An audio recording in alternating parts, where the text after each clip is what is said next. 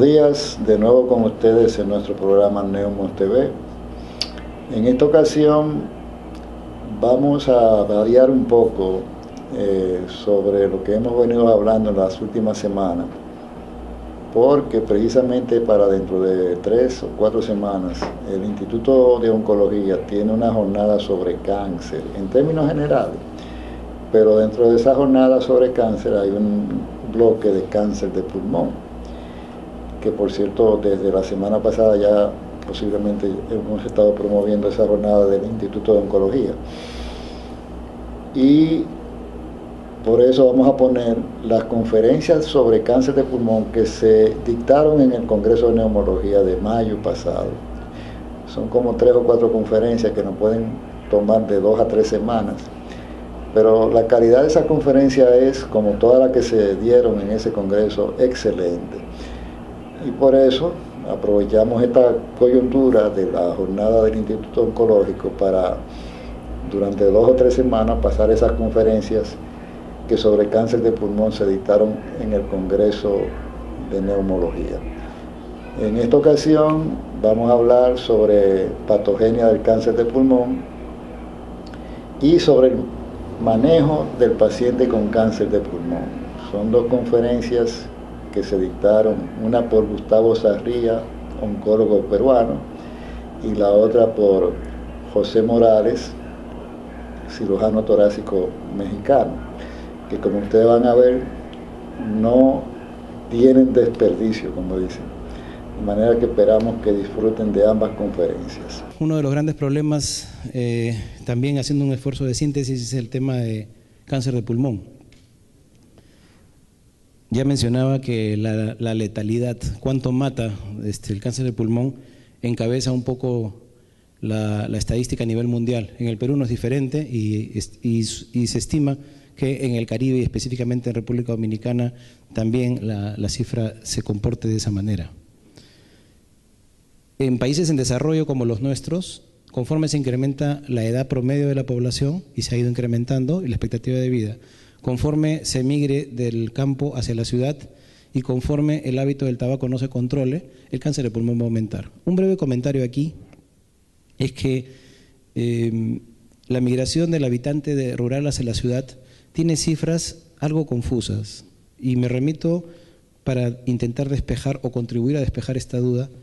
Estuve revisando cifras del Caribe en cuanto a temas de migración y resulta que la NASA, la agencia esta que viaja o que viajaba antes a la Luna, tiene estudios satelitales de migración poblacional y nos habla de una cifra de al menos 55% en promedio en Caribe de migración de la población rural a la población urbana.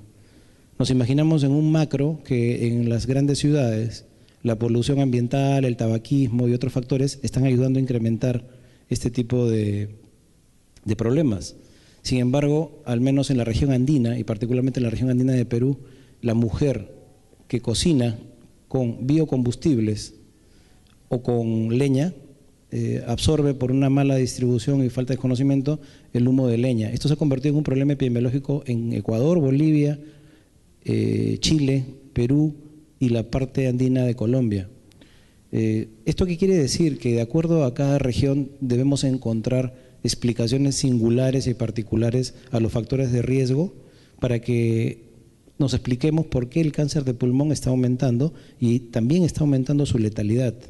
Otra vez en este cuadro, en la margen izquierda están la prevalencia en hombres y en mujeres.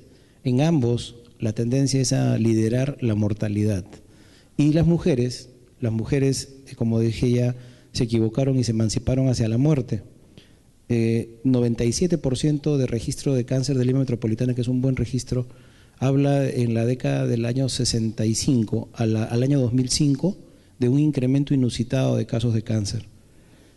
Y esto también se refleja en países que tienen unos programas quizás más antiguos, un poco más organizados, como Estados Unidos, por ejemplo. Esta es una referencia de los Estados Unidos, de la sociedad americana, en la que cáncer de pulmón en incidencia, en prevalencia de nuevos casos, marca el segundo lugar, tanto en hombres como en mujeres.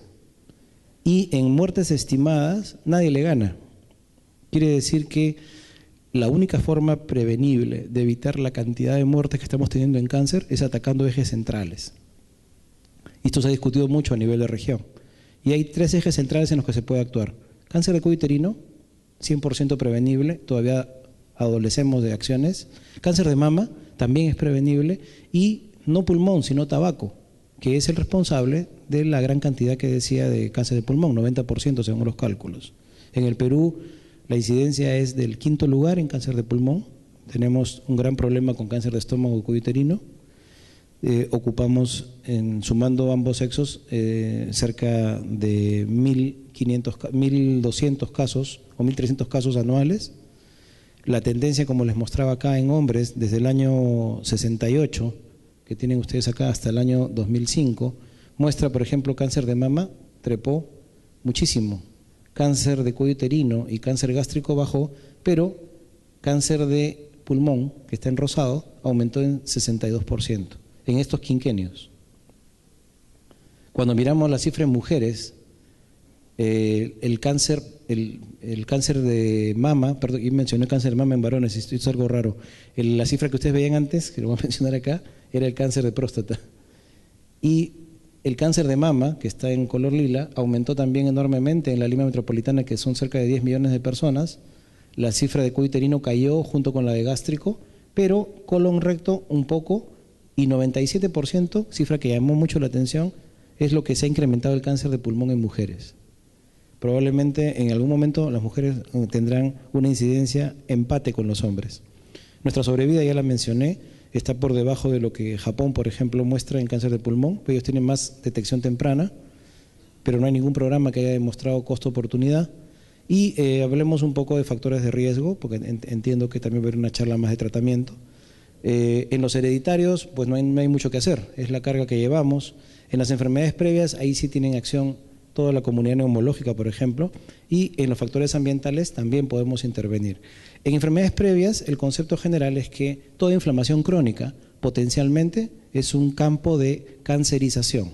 Campo de cancerización es el microambiente tumoral donde se dan todas las condiciones y se suman las noxas para producir displasias, metaplasias y finalmente cáncer. Estaban aquí en la lista el EPOC, la TBC pulmonar. Dicho sea de paso, quería hacer un saludo al doctor Marcos Espinal, que es compatriota y de ustedes y muy reconocido especialista en el control de tuberculosis, que su presencia aquí honra el Congreso. Un saludo para él y me uno al homenaje que se le está brindando. Tuberculosis pulmonar, decía, es un tema también de génesis, enfermedad de silicosis, la infección por VIH. Esta infección por VIH, no sé si aquí pasa, porque no, pero sí sucede en la mayoría de países de la región que he tenido la oportunidad de conocer, que ha aumentado la precocidad del diagnóstico, sobre todo de cáncer epidermoide, en varones y mujeres que están bajo la inmunosupresión, tanto así que la cifra, por lo menos hospitalaria en mi institución, está tirando el promedio de diagnóstico hacia los 35 años. Esta variación epidemiológica es muy interesante y está en estudio por el NCI en Estados Unidos. Tiene que ver con la inmunogenicidad y la capacidad de respuesta. Segundos primarios en cáncer de cabeza y cuello y la enfermedad esclerótica sistémica progresiva. Estos constituyen ciertamente factores no potentes, pero sí sumados a cualquier otra condición que puede llevar a inflamación crónica y por lo tanto cáncer. Están también el enfisema pulmonar, las bronquiectasias, la bula pulmonar y la fibrosis. La gran pregunta es, yo como médico, como especialista, ¿qué puedo hacer para que esta condición inflamatoria crónica no se mantenga sin control? Y ahí la respuesta la tienen ustedes más que yo. Factores ambientales, se destaca nuevamente el tabaco, pero no lo vamos a volver a mencionar porque ya le hemos dedicado espacio. Y aquí preocupa la segunda causa de cáncer de pulmón, el radón.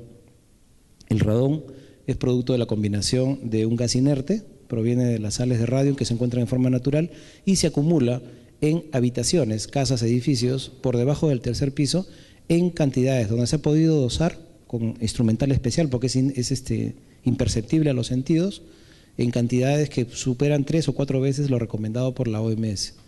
Las legislaciones en algunos países están comenzando a avanzar y a presionar para que sea obligatorio que se puede hacer dosaje de radón y se informe a la población de que tiene que ventilar ambientes, sobre todo si vive en los sótanos o en los primeros pisos de casas habitación. Esto es importante porque está demostrado que representa la segunda causa de cáncer de pulmón que no se controla en el mundo. Hemos hablado ya de exposición ocupacional, radiaciones en tipo industrial, en el tipo médico, y la dieta, que tiene algo que ver. En polución, nosotros tenemos, por ejemplo, en Lima, la discusión de migrar el combustible de azufre, de alto contenido de azufre, hacia que las refinerías produzcan un contenido que sea internacionalmente aceptado. Cuando un país como Dominicana, entiendo, importa combustible, tendría que prever en la calidad de la importación qué tipo de combustible está importando. Si hablamos de petróleo, peor todavía, porque la cantidad de polutos que hay, no solamente es azufre, es intolerablemente alta. Y esto produce contaminación en las grandes ciudades. Agua y alimentos también, humo de leña y biocombustión, ya lo mencioné. Hay una costumbre indígena en las grandes alturas donde hay muchos recursos para quemar, se utiliza bosta. ¿Ustedes saben qué es bosta? No. Es la deposición de los animales de ganado y eso lo queman para producir combustible y eso lo usan para coccionar alimentos. Imagínense ustedes la cantidad de elementos contaminantes que hay para que esto termine contaminando no solamente el ambiente, sino los alimentos. Y esto es una costumbre cultural que hay que afrontar con ese enfoque. El radón ya lo mencioné, el gran peligro es que no se percibe, y hay, según el área de trabajo, diferentes áreas que tendríamos que procurar que estén reguladas. Los trabajadores de soldadura, los trabajadores de baterías para vehículos, las fábricas de pintura, los cromadores, en fin, hay una serie de componentes que los encuentran en muchas listas. En cuanto a etiopatogenia relacionada a dieta, no hay ningún alimento que pueda prever el cáncer, pero sí hay un conjunto de alimentos que podrían ayudar a disminuir la incidencia de cáncer y de cáncer de pulmón, aunque parezca poco asociativo. Es considerado un factor de riesgo, pero menor, pero factor de riesgo al fin y al cabo, y se asocia al consumo de cantidades naturales, y subrayo la palabra natural porque la sobreprescripción de vitaminas artificiales está inundando el mercado y está consiguiendo distorsiones en la economía de la salud, de los sistemas de la salud y de las personas de este continente, en general del mundo. Entonces, el consumo de vitaminas naturales, A, C, E, selenio y magnesio, contribuyen a proteger el cáncer. La evidencia es nivel 2 o menos, porque es muy poco factible hacer la comprobación causa-efecto directa. Sigue siendo el tabaco el factor más importante, pero hay otras causas.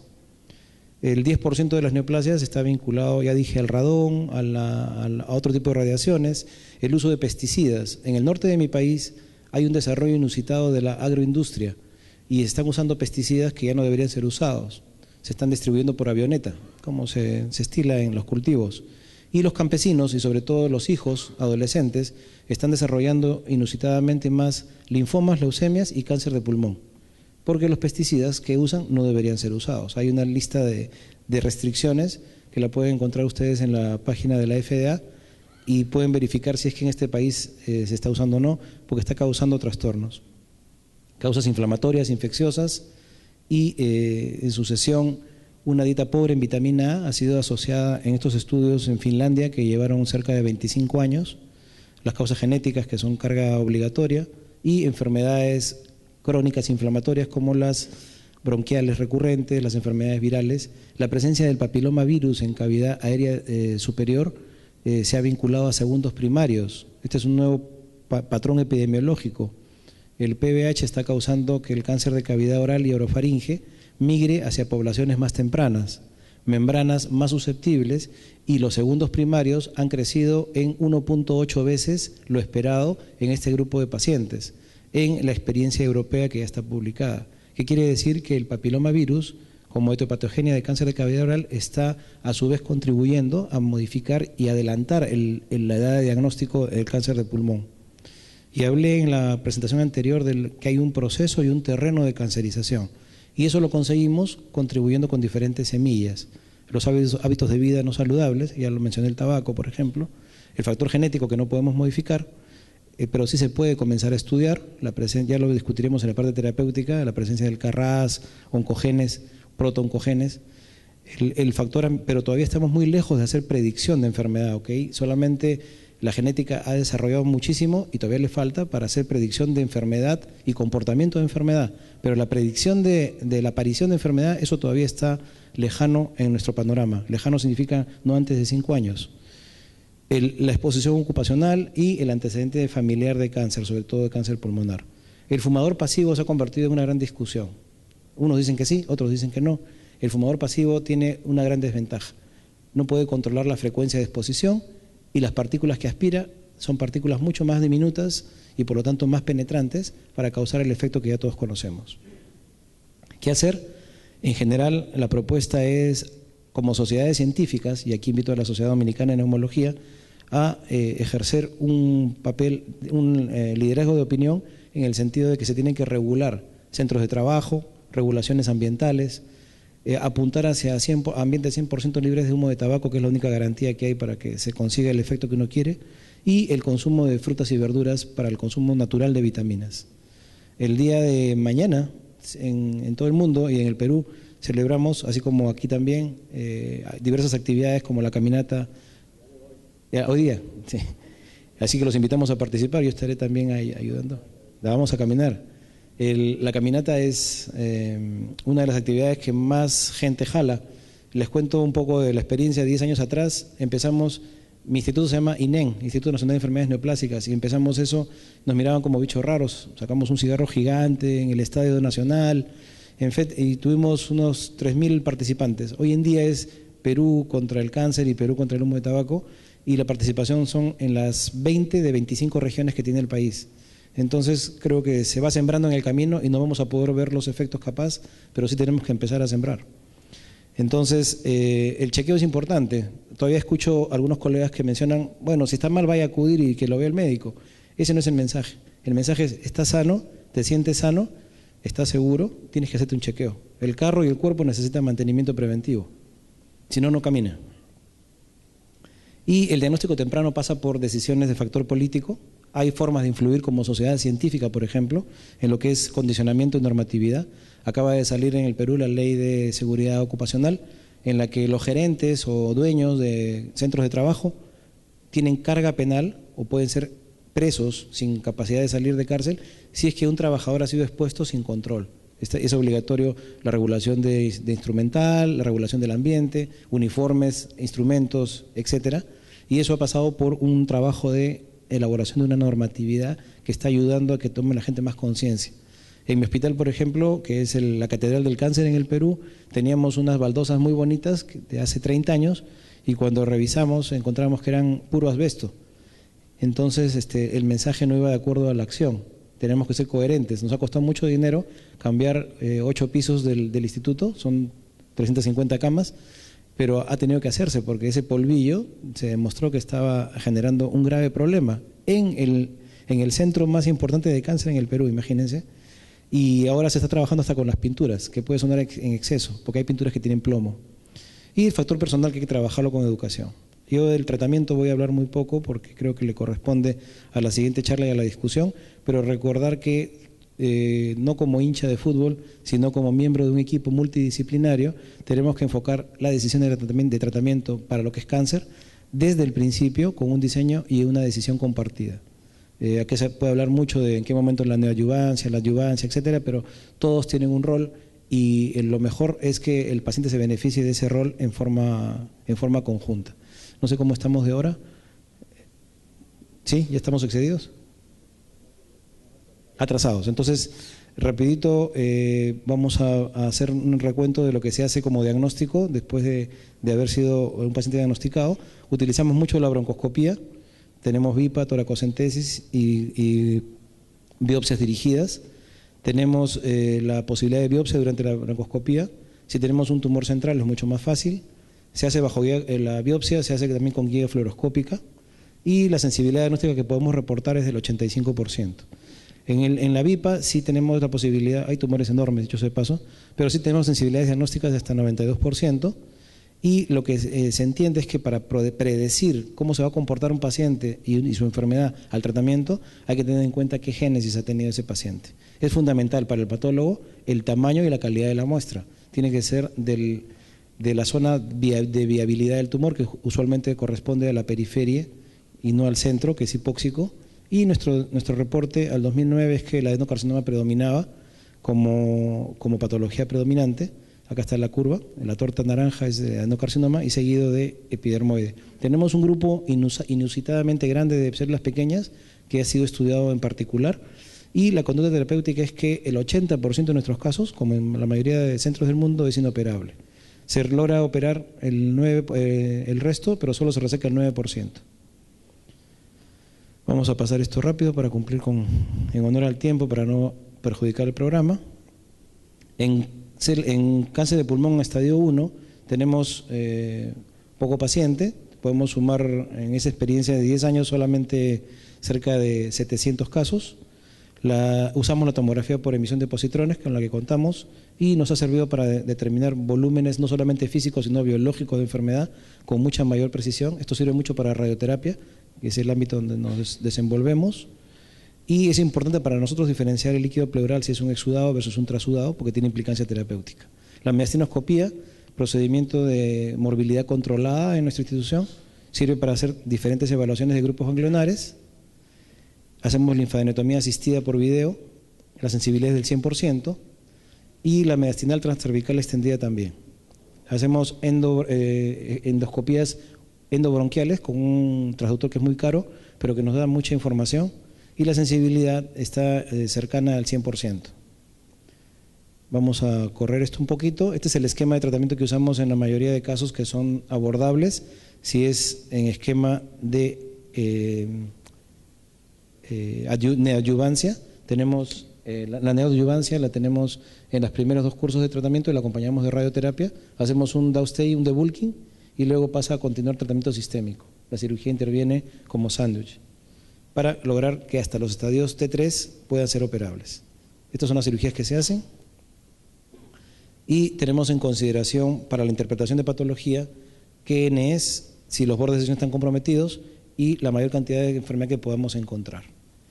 Creo que ya estamos más que excedidos, hay cosas que discutir, las dejamos para las preguntas. Y solamente mencionar que hace 3 años empezamos la experiencia de radioinmunofrecuencia para tumores de volumen determinado, menos de 3 centímetros, y nuestra experiencia ha sido muy positiva.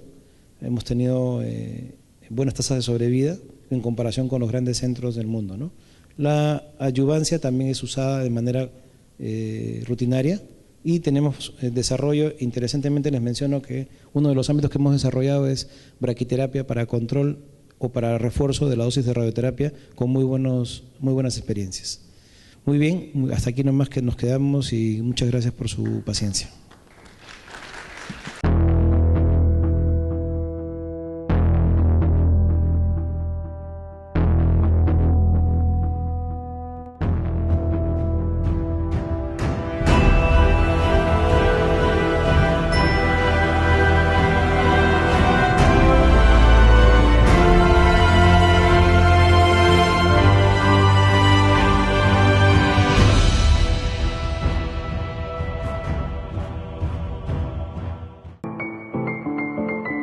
De todas las vocaciones, la vocación política es la más noble. De todas las profesiones, la profesión política es la más vil.